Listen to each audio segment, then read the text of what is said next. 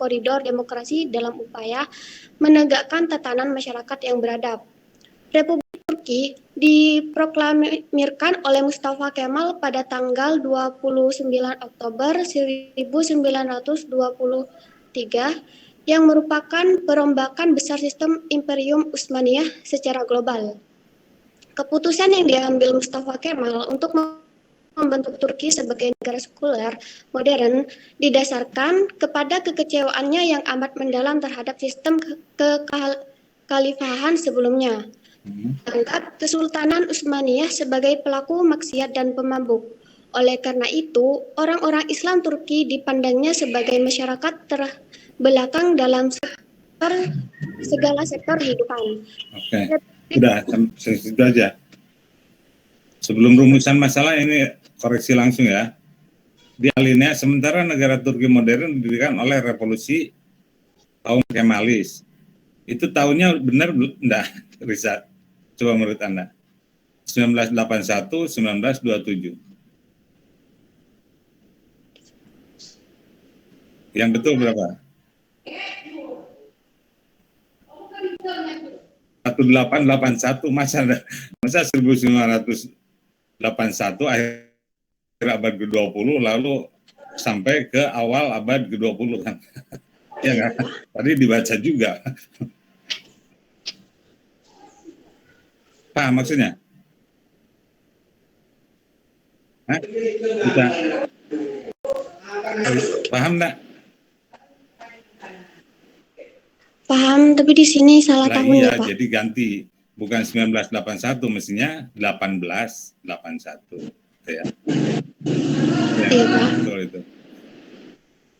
Baik, sekarang rumusan masalahnya apa yang Anda bahas? Pendahuluannya panjang sekali. Yang pertama, bagaimana pendapat dan pemikiran Kemal Atatürk mengenai relevansi agama dan negara. Terus? Yang kedua, bagaimana pengaruh Kemal Atatürk dan sekularismenya terhadap kemajuan negara Turki. Dan yang terakhir, bagaimana bentuk pemerintahan yang dipimpin Mustafa Kemal Atatürk di negara Turki. Baik, bagus. Ya, rumusan masalahnya berarti terfokus ya, sistematik sesuai dengan judul.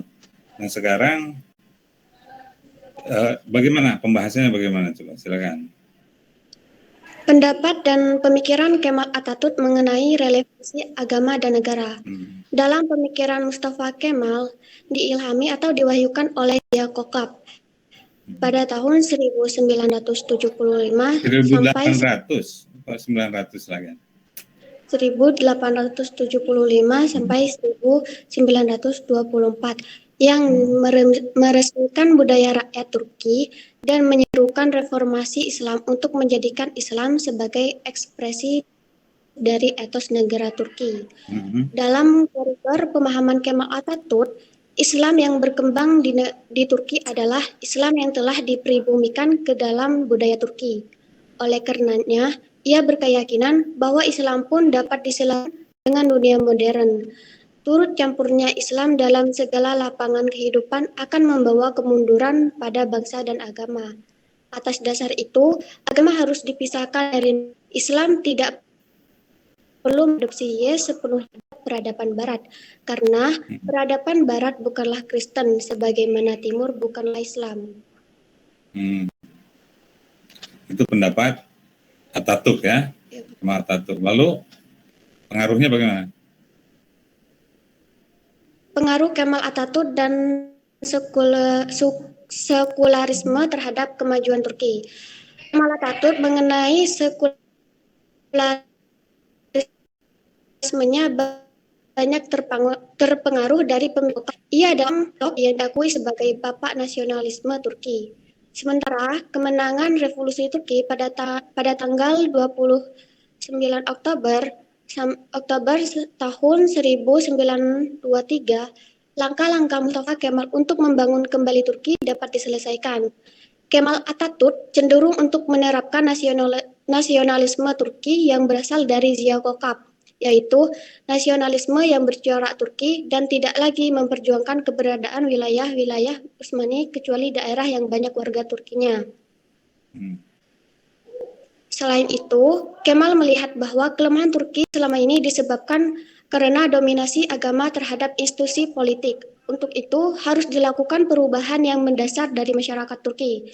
Pada akhirnya, sejak 1905 sampai dengan 1918, kehidupan Mustafa Kemal diwarnai dengan perjuangan untuk mewujudkan identitas kebangsaan Turki. Ia juga sudah mendirikan sebuah organisasi yang bernama Masyarakat Tanah Air. Ya. Mustafa Kemal dikenal seorang peletak dasar sekularismenya di Turki. Adapun pembangunan Kemalis dilaksanakan atas 6 prinsip dasar yang menjadi filsafat politik dan Republik Turki. Oke, langsung aja ke bawah. Dari ke-6 sila itu ada yang berikutnya aja. Dari ke-6 sila tersebut, sekularisme adalah itulah. Itu nggak usah disebutkan satu persatu. Habis waktunya. Paham? Langsung ke alinea di bawahnya, Risa. Dari ke-6 sila ini. Setelah ini, sekularisme adalah yang paling berpengaruh, peradaban. Menurut Mustafa Kemal, berarti peradaban Barat. Tema utama dari pandangannya tentang pembaratan adalah bahwa Turki harus menjadi bangsa Barat dalam segala tingkah laku. Dari sini dapat 50 disimpulkan bahwa Kemal tidak menganggap Islam sebagai peradaban. Anggapan Kemal tentang Barat sebagai satu-satunya peradaban berakibat terhadap munculnya kebijakan pemerintah mengenai larangan-larangan menggunakan pakaian-pakaian yang dianggap pakaian agama tidak tempat umum, menganjurkan masyarakat Turki menggunakan pakaian sebagaimana orang-orang Barat berpakaian. Peraturan ini mulai efektif pada November 1924. Baik, lanjut aja ke C. Bentuk pemerintahan yang dipimpin Mustafa Kemal seperti apa? Bentuk pemerintahan yang dipimpin Mustafa Kemal Atatürk di negara Turki. Mustafa Kemal mendirikan negara Republik Turki dengan prinsip westernalisme, sekarisme, dan nasionalisme. Setelah berakhirnya Perang Dunia I, tepatnya pada tahun 1919, Mustafa Kemal berusaha mewujudkan prinsip-prinsip generasi Turki muda. Rakyat Turki berhasil memukul mundur kekuatan penjajahan dari tanah bangsa Turki, yang secara tidak langsung menjadi kemenangan awal bagi Mustafa Kemal Atatürk. Pada tahun 1920, Mustafa Kemal membentuk Majelis Nasional di Ankara, di mana dalam parlemen ini Mustafa Kemal menjadi ketuanya. Ia juga berhasil mendirikan rezim Republik Atas sebagian wilayah Anatolia, memperlakukan suatu konstitusi baru bagi rakyat Turki pada tahun 1920 dan mengalahkan Republik Armenia, mengalahkan kekuatan Perancis dan mengusir kekuatan tentara Yunani. Kelima, perjuangan Mustafa Kemal yang mengantarkannya ke kursi Presiden Republik Turki adalah ketika bangsa Eropa mengakui kemerdekaannya bangsa Turki yang ditandai oleh perjanjian Lausanne pada tahun 1923. Ya.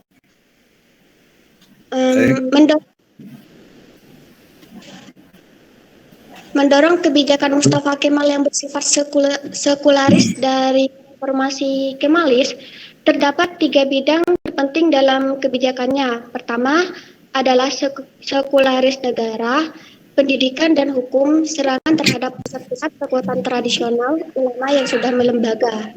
Kedua adalah pusat serangan terhadap simbol-simbol peradaban Eropa. Ketiga adalah sekularisasi terhadap kehidupan Islam dan kehidupan sosial.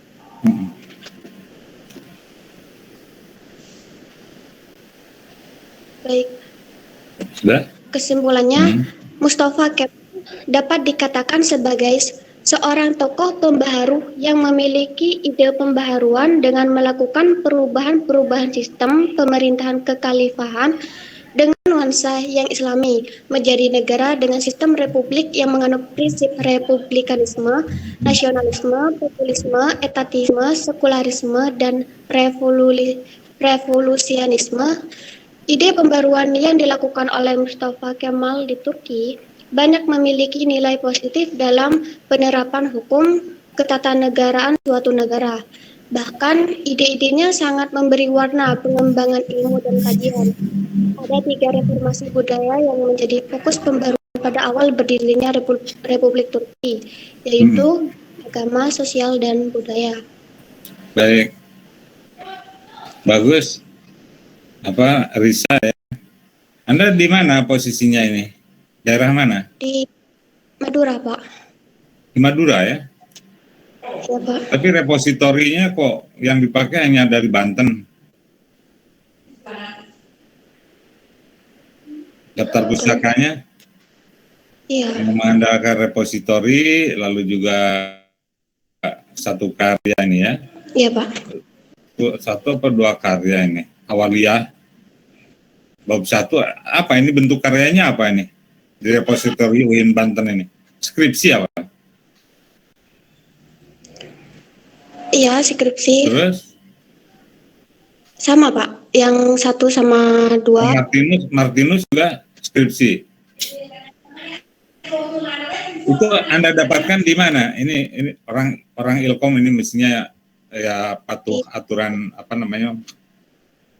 data online ya. Anda mendapatkannya di Google Scholar atau di mana? Di Google, Pak. Di Google Scholar? Enggak. Iya. Hanya Google gitu aja. Blog Wikipedia ya? Blog aja. Nah, lain kali untuk tulisan-tulisan kayak gini ya, untuk ke depan ya, usahakan jangan dari blog seperti ini. Kan ada Google Scholar. Di situ jauh lebih valid ya.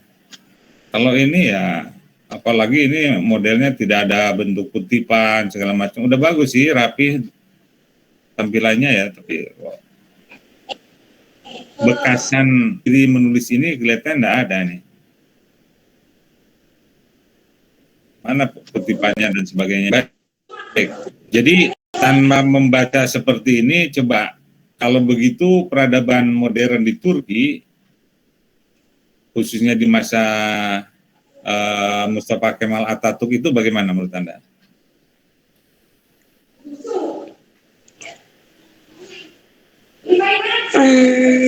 Kan?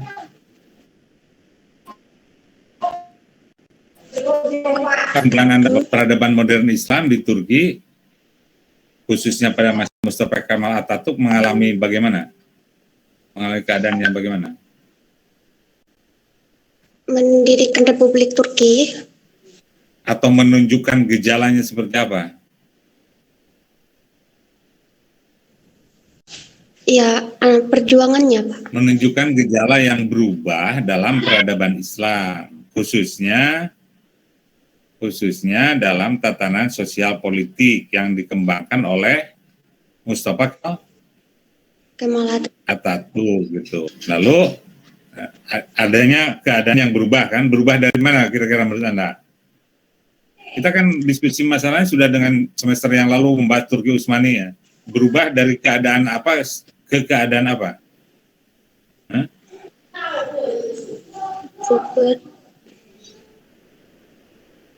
Berubah dari dari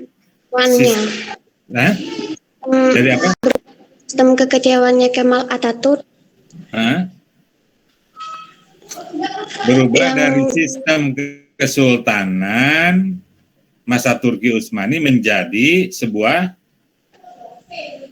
negara Turki. Modern Turki itu kesimpulannya seperti itu.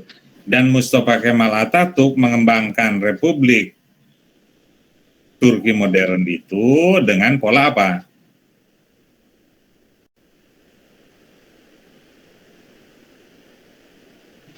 Sekulisme, katanya ini kan ada bahasa nasionalisme dan sekularisme juga dengan apa? Ada 3 beda, sekularisme, terus satu lagi populisme. Populisme. Westernisme, kebarat-baratan, mengikuti paham barat ya. Di nasionalisme berdasarkan kepada kebangsaan, lalu sekularisme berdasarkan azas sekuler, pemisahan negara dan agama, dan westernisme, ada peniruan terhadap peradaban barat modern. Nah, mestinya pemahaman simpulannya seperti itu. Itu yang dilakukan oleh Mustafa Kemal Atatürk di dalam proses modernisasi peradaban Islam di mana? Di Turki. Begitu ya, Risa. Jadi bukan tidak boleh Anda mengutip tulisan orang, boleh saja, tapi paling tidak Anda paham ya apa yang Anda kutip itu paham. Kalau ini sudah pengutipan total lalu tidak dipahami, itu udah di atas plagiarisme berarti. Plagiarisme pada tingkat tinggi. Ya. Peniruan. Nah, maka ya itulah makanya ada pendiskusian ini juga sekalian proses pemahaman atau pendalaman terhadap materi yang sudah diberikan. Baik, saya sekalian, ya meskipun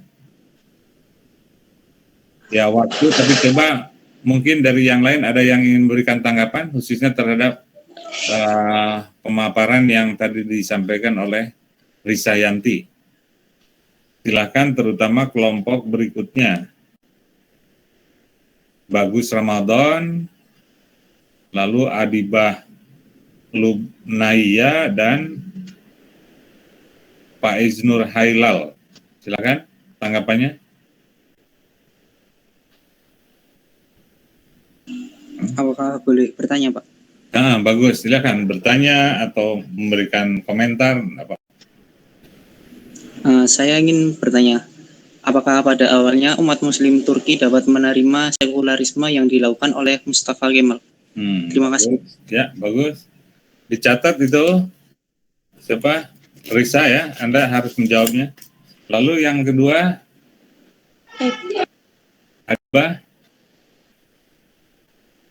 Adibah ada tanggapan atau pertanyaan? Adibah? Baik, yang berikutnya Pak Iznur Hailal. Berarti Adibah ini tidak hadir mungkin ya? Dari 39, di 41 kan yang hadir 38, berarti termasuk Adibah ini. Kemungkinan mic-nya rusak, Pak. Sebelumnya tadi juga rusak. Oh gitu. Ya, sementara di Ciren aja. Tidak ada konfirmasi misalnya, tapi nggak tahu kalau di WA grup ya. Sekarang Faisal, Pak Iznur Hailal. Saya ingin bertanya, Pak. Saya ingin bertanya kepada Risa Yanti. Apakah pada saat itu masyarakat pada saat modernisasi menjadi maju atau enggak malah menjadi hancur gitu, Pak? Baik. Oke, soalnya langsung. Ya. Gimana? Soalnya kan Pak ada unsur kebarat-baratan kayak gitu. Apakah masyarakat Muslim tersebut malah menjadi hancur atau maju? Ya. Terima kasih, Pak. Baik. Silakan Risa, langsung dijawab Risa. Kalau ada juga yang mau memberikan tanggapan kepada Haidar, boleh juga tuh. Tadi sudah menyampaikannya dia. Risa dulu, silakan Risa.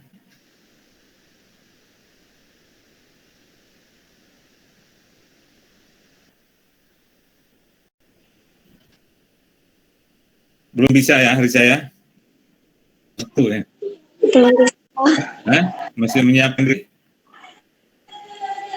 Ya, dicatat pertanyaan Anda lalu itu dipelajari ya kemudian. Nah, sekarang saya bantu dulu untuk menjawabnya. Pertanyaan bagus tadi. Bagaimana reaksi masyarakat Turki khususnya ya, atau umat Islam pada umumnya terhadap gagasan dan usaha Mustafa Kemal kan begitu. Ya, pada awalnya reaksi datang khususnya dari kalangan ulama ya. Karena dengan sekularismenya khususnya itu banyak merugikan kepada perkembangan agama atau Islam. Dalam tadi diinformasikan kan oleh Risa dalam makalahnya, segala macam bentuk keagamaan termasuk lembaga pendidikan diganti, lalu juga bahasa Arab pun yang menjadi bahasa pengantar dalam Islam, keagamaan, termasuk ibadah, sholat, dan sebagainya, itu diganti oleh Mustafa Kemal. Dasar negara yang semula, kan dalam PPT yang semula berdasarkan Islam atau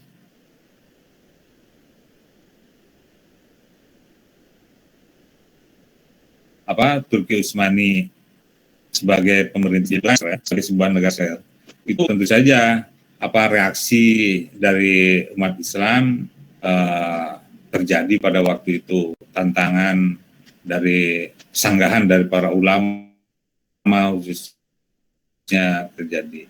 Hanya saja Mustafa Kemal Atatürk dalam mengembangkan gagasan dan idenya juga menempuh cara yang otoriter, ya. Dia punya kekuatan militer sebagai kepala negara sebagainya, dan bersifat absolut. Jadi dalam hal pengembangan modernisasi Turki sebetulnya tidak konsisten, ya, Mustafa Kemal Atatürk. Kalau modern berarti menunjukkan ke arah demokrasi, kehidupan demokrasi sebagaimana digagaskan oleh para tokoh di gerakan-gerakan yang seharusnya tadi di gerakan-gerakan modern yang di Turki yang seharusnya tadi dibahas oleh Haidar itu, bagaimana Turki menjadi sebuah negara yang demokratis. Tapi oleh Mustafa Kemal Atatürk itu tidak diperhatikan, justru dia melakukannya secara otoriter, ya, secara absolut, ya. Maka reaksi yang datang dari ulama dan sebagainya bukannya justru diakomodasi, malah justru mereka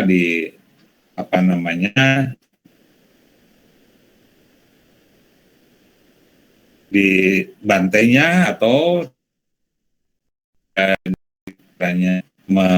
masyarakat merasa lebih nyaman, damai, ya, atau mengubah kebijakan. Itu tidak dilakukan oleh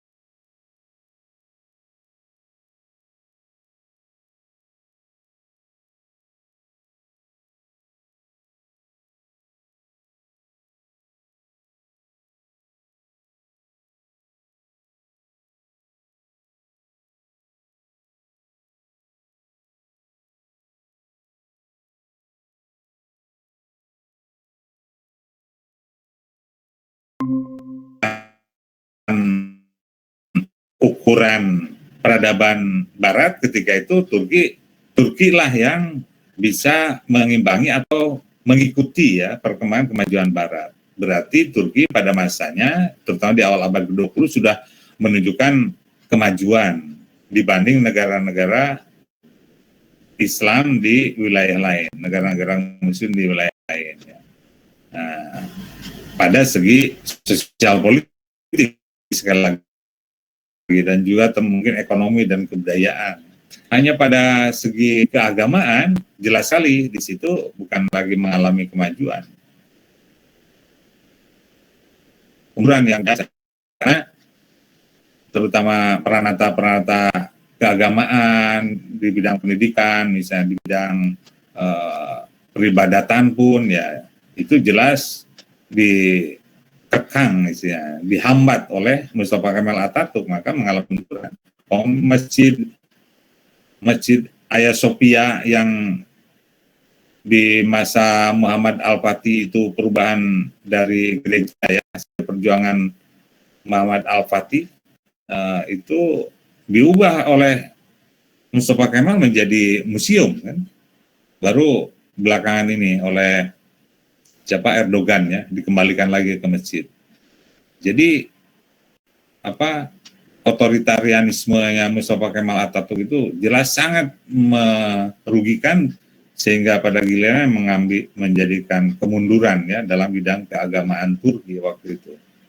Jadi tidak berimbang ya antara kemajuan di bidang politik atau hal-hal yang bersifat duniawi dengan kemajuan di bidang agama. Ya. Itulah juga merupakan dampak dari proses sekularisasi yang dilakukan oleh Mustafa Kemal Atatürk itu. Ya. Begitu ya, Pak Is. Iya Pak. Jadi intinya politiknya itu maju, ya Pak. Nah, politiknya maju, tetapi moral dan religiusitasnya, keagamaannya yang jelas menurun ketika itu ya. Iya Pak. Ya. Baik Pak. Baik. Oke. Sudah tidak ada lagi yang memberikan tanggapan. Kita manfaatkan waktu ya, barang sekitar setengah jam atau 20 menit selanjutnya untuk menyampaikan materi baru ya. Pada kesempatan ini kita akan mendiskusikan atau membahas lanjut tentang peradaban modern di kawasan lain dunia Islam, yakni khususnya di Timur Tengah.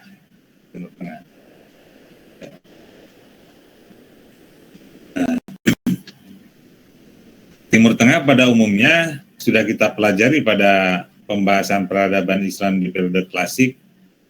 Jelas di situ menunjukkan perubahannya ya pada masa Islam, ya, pada masa Islam, tapi dengan polanya yang masih bersifat klasik, ya, tumbuh dan berkembang dalam peradaban tradisional seperti segi politik ya dalam daulah dan juga kerajaan-kerajaan ya, kerajaan-kerajaan kecil itu berlangsung terutama sejak Umayyah sampai Abbasiyah, dan pada periode Abad Tengah sudah kita bahas sampai khususnya untuk di Timur Tengah yang berpengaruh secara langsung adalah Safawiyah ya. Tapi sebagian wilayah di masa pertengahan juga itu dalam kekuasaan Turki Utsmani. Nah, di periode modern ini peradaban Islam Timur Tengah pada umumnya terjadi proses modernisasi itu beriringan dengan proses pemerdekaan beberapa wilayah di Jazirah Arabia maupun di Afrika, di wilayah Teluk ke Afrika, di wilayah Teluk khususnya ya, dan itu dari kekuasaan Turki Utsmani serta proses lebih lanjut terhadap sistem kekuasaan tradisional yang dilakukan oleh Safawiyah. Jadi intinya di masa modern ini sama seperti Turki yang menuju kepada proses modernisasi didasarkan mulai dari gerakan nasionalisme ya, terus sampai kepada pembentukan negara-negara baru ya. Meskipun untuk Timur Tengah itu tidak sama seperti Turki ya. Kalau Turki lah kan perubahan total ya dari sistem tradisional kesultanan menjadi republik ya. Nah, kalau di Timur Tengah ini perubahannya itu terjadi tidak secara sistemik ya, hanya menjadi negara-negara nasional, tetapi bentuk pemerintahannya ada yang bertahan dalam sistem kerajaan. Seperti contohnya yang kita pasti tahu semua ya, tentang Arabia ya, Saudi Arabia. Saudi Arabia itu sampai sekarang